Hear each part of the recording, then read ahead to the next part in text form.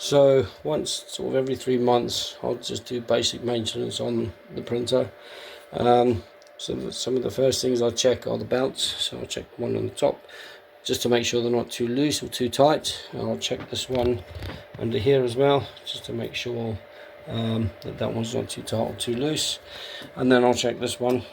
And then I'll check the plate, make sure it's not wobbling about. Check the head, make sure that's not all wobbling about. Then I'll check the wheels, so make sure these wheels are not running loose on either side. And then when I've done that, I'll check all the wiring, just make sure everything's plugged in, and also these are plugged in and pushed in. And I'll also check the nozzle, make sure that nothing's seeping out of it, which I tend to check a bit more often. I'll check that so once every couple of weeks if I'm using the printer a lot.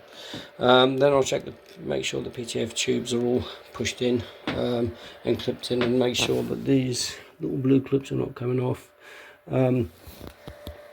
Once I've done that, I'll give the printer a good wipe down, and then I'll re-grease it.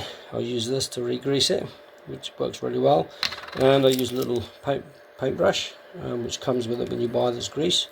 And I'll just re-grease along there, and I'll re-grease these here. And then I'll also re-grease these two little runners, one to that side and then one that side. Keeps the printer running smoothly. I've never really had any real problems with this printer. Most of my printers have come out really well. I've had very few errors with it as well. I've got all the firmware updated, so I can't complain. This printer's been really good. Thank you for watching. Please don't forget to subscribe and keep an eye out for other videos which I'll be posting.